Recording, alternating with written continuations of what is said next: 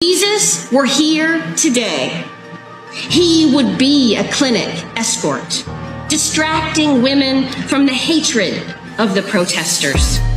Or an abortion doula, holding women's hands and offering support and love as they end their pregnancies. If Jesus were giving his sermon today, he might also have said, "Blessed are those who end pregnancy."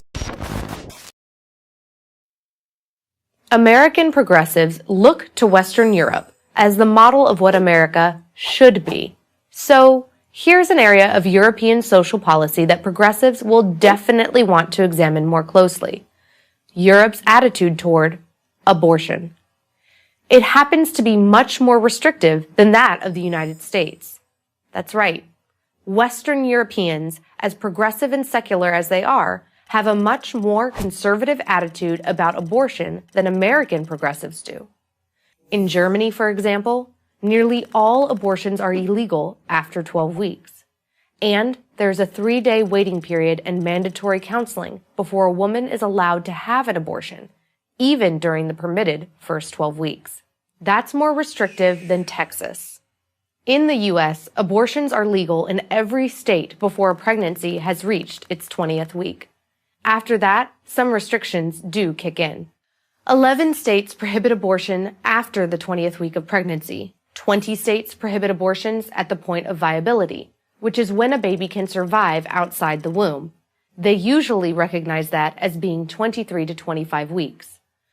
3 states prohibit abortion after the 28th week, and 7 states, plus Washington, D.C., allow abortions to be performed at any point in a pregnancy, even if the mother could safely give birth to a viable and healthy baby. But in Belgium, like Germany, abortions are permissible only until the 12th week.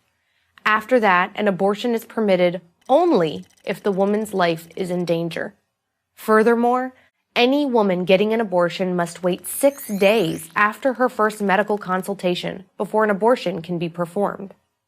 Denmark is similar. After 12 weeks, all sorts of restrictions apply. Pregnant women in Finland also have until the 12th week of pregnancy to get an unrestricted abortion, and during those first 12 weeks, a woman must provide a compelling reason for ending her pregnancy. In France, too, abortion on demand is legal only up to 12 weeks, after which it becomes much more difficult. Socialist Sweden allows abortions until the 18th week of pregnancy and bans most after the 22nd week. In that 4-week gray period, a woman can get an abortion, but only if it is approved by the National Board of Health and Welfare. In the Netherlands, before having an abortion, a woman has to wait 5 days and attend a counseling session in which she must be informed of the different options available to her, including taking the pregnancy to term and giving her baby up for adoption. A minor under the age of 18 cannot have an abortion at any time unless she has the consent of her parents. And in Norway in 2014, a major controversy erupted after it was revealed that, since 2001, 17 babies had been aborted after 22 weeks, the legal cutoff point in that country. That wouldn't merit a paragraph in a local U.S. newspaper, let alone start a media firestorm.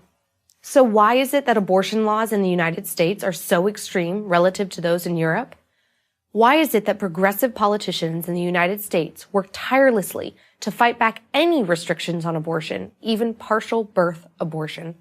That's the procedure during which a fully viable baby is almost completely delivered, except for the head, before being killed.